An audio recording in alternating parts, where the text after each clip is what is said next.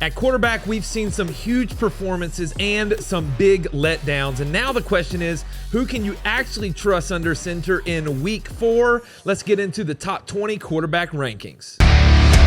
What's up, Headliner Nation? My name is Brad, the Rankings King, and before we dive into this week's rankings, just a reminder that these are the consensus rankings between Jake and Kyle. And for more detailed analysis, make sure to check out the start-sit videos from Kyle already posted on the channel this week. If you want even more breakdowns every week, join the Fantasy Headliners community by hitting the join button below. That's going to get you access to extra rankings like flex, kicker, defense, and an exclusive spot inside of our Discord. Now, before we dive into tier 1, we've got a few hits and misses from last week. Our first hit is Caleb Williams, and we had him as a Verge top 5 quarterback coming into the week due to that potential high-scoring matchup with Dallas, and Caleb went off with 4 touchdowns, and he finished as QB1 on the weekend. Next up, we've got Daniel Jones, and he had been tearing it up in the first couple weeks, but we saw a lot more scoring in the run game with JT than through the air, and so we had him at QB 12, and he finished right at QB 11. Next up, we've got Kyler Murray, and the passing offense is just atrocious in Arizona. It's already low volume, and we got Marvin Harrison doing impressions of Devin Funchess out there. And the crazy thing is I didn't even write that. Jake, Kyle, whoever that was, I gotta say that cut me deep in my Panthers soul. At any rate, we had Kyler at QB 14, and he finished right on the nose at QB 14. Okay, so there's the hits. Now let's talk about a couple of the misses. First off, we've got Dak Prescott, and this one sucks because he lost CeeDee Lamb right at the start of the game, and we had him ranked highly for this matchup, but losing his top wide receiver, what are you gonna do? That's too big of a hit, and we had him too high at the end of the day. Next up is Geno Smith, and Las Vegas is just such a hard team to trust, and the Washington defense was solid. Geno got those 3 touchdowns to Tucker, and because of that alone, we had him too low. Next up, we've got Jared Goff, and in a game full of offense, the bulk of the fantasy scoring came on the ground. 4 rushing touchdowns that killed his ceiling, and at the end of the day, we had him too high. All right, so that's it for your hits and misses. Now let's move into tier 1 for week number 4. We've got Josh Allen, Lamar Jackson, Jalen Hurts, Justin Herbert, and Caleb Williams. Some familiar names at the top, and at number 1 is Josh Allen. And there's no question that we're always gonna kind of put him at the top, but give him a matchup against New Orleans, who allows the 8th most fantasy points per game to quarterbacks, and we put him there at number 1. Number 2, we've got Lamar Jackson going into Kansas City, and he's the overall QB1 in fantasy through 3 weeks. He hasn't scored less than 26 fantasy points in a game yet this year, and it's not an easy matchup against Kansas City at all, but Lamar isn't just reliant on his feet this year, and that helps him a ton. Next up, we've got Jalen Hurts going into Tampa Bay, and he had no passing touchdowns the first 2 weeks, but he had 3 in week 3, and it's obvious that Philly can turn it on through the air when needed. And Tampa Bay, shockingly, has allowed the 9th most fantasy points per game to quarterbacks this year, so he has a chance for another big day. At number 4, we've got Justin Herbert, and with the trio of McConkey, Allen, and Johnston, Herbert has 2 touchdown upside every single game. Now, let's hope that Dart can keep the Giants close so that Los Angeles doesn't just run the entire second half of the game. In fact, in one of my leagues, I have the luxurious frustration of picking between Herbert and our next guy cracking tier 1 for the first week here, and that's Caleb Williams. And if you're shocked that Caleb is the current QB3 overall in the season, you didn't watch closely enough during the offseason. Tons of weapons and an upgrade coach and offensive line.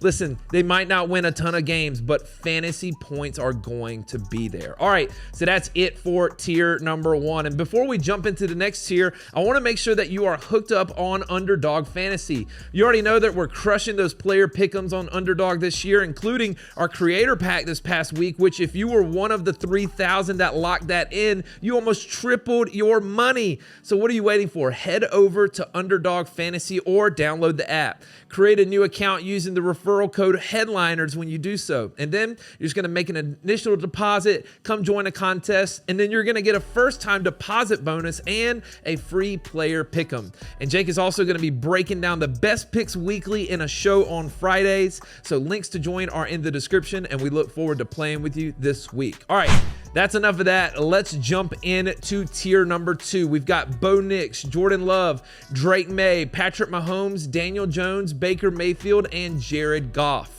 First up is Bo Nix. And now Bo hasn't been the most consistent to start the season, but a home game against Cincy, who allows over 17 fantasy points per game to quarterbacks, that's a great way to get a jump start.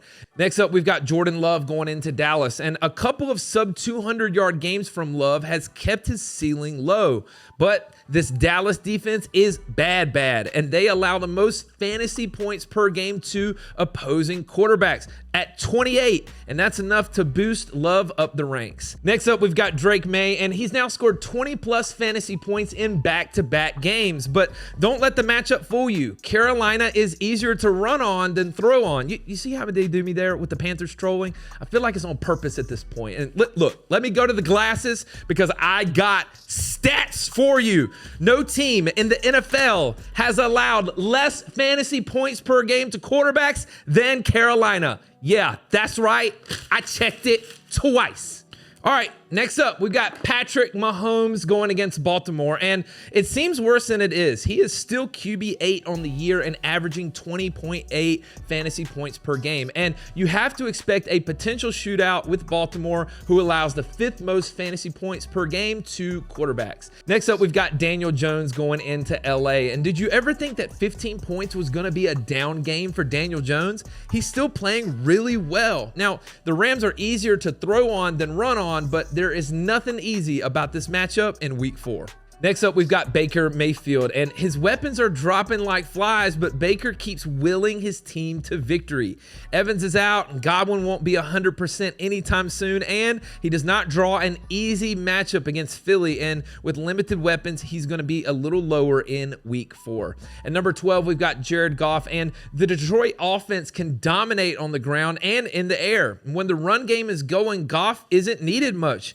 Then some days he's dealing like crazy, and he's putting up crazy numbers, and it is easier to throw than run on Cleveland. So we've got him there at number 12. All right, that's it for tier number 2. Let's look at tier number 3. We've got Justin Fields, Geno Smith, Matthew Stafford, Kyler Murray, Dak Prescott, Sam Darnold, Brock Purdy, and Jaden Daniels. At number 13, we've got Justin Fields going into Miami, and he should be back this week after missing last week with a concussion. And what a great matchup to come back to as well. Miami allows the 2nd most fantasy points per game to quarterbacks of all teams in the NFL. At number 14, we've got Geno Smith, and Geno's arm might fall off by the end of the season, but Genty can't find room on the ground, so Geno is going to keep winging it. It's a great matchup to do so as well because Chicago allows 24 fantasy points per game to quarterbacks, and that is 3rd most in the league. At number 15, we've got Matthew Stafford, and with a healthy Puka and Adams, you have to think that Stafford comes into each week with a decent floor. The Indy defense has done well against the pass this season, though, so we might be looking at that floor again in week number 4. Next up, we've got Kyler Murray, and this Arizona offense just isn't clicking through the air. And now we get a matchup against Seattle, who is easier to run on than they are to throw on, and it's really going to lower the ceiling for Kyler this week, especially on a Thursday night. At number 17, we've got Dak Prescott. And listen, losing CeeDee Lamb is a huge loss. Now they get one of the best defenses in the NFL and a Micah Parsons revenge game. Green Bay already allows the 2nd lowest fantasy points per game to quarterbacks, and without Lamb, Dak Prescott becomes a lot more risky. At number 18, we've got Sam Darnold going into Arizona, and we already said it, we don't love Thursday night games, obviously. But with how Darnold has looked the last 2 weeks and how Torrey Horton is coming alive, he has shown a safe floor, and he could once again against a pedestrian Arizona pass defense. At number 19, we've got Brock Purdy, and he's currently questionable to play, but if he does, he'll be slotted in at the bottom of tier 2 in a matchup against Jacksonville. And in rounding out the top 20, we've got Jaden Daniels, and he's still questionable to play in week 4, but if he ends up starting, he will move up to the top of tier 2. And so a couple of injuries there, and we want to thank you in advance for your understanding on that. We try to get you the latest updates, but we also try to get these rankings videos out on time on Thursday so that you you can set your lineups. All right, there you go. That's tiers 1, 2, and 3. And we've got a couple guys on the outside looking in. We've got CJ Stroud, Carson Wentz, Trevor Lawrence, Michael Penix Jr., Bryce Young, Jake Browning, and Jackson Dart. So there you go. There's your week 4 quarterback rankings. But we want to know, what do you think? Let us know down below. Drop some hot takes in the comments. Make sure that you're subscribed for quarterback, running back, wide receiver, and tight end rankings right here on the channel every single week, and become a channel member. Headliner Nation, let's go get that dub this week. Analytics off the chain, other channels not the same. Jake and Kyle, you know the name. Headliner Nation, we running the game.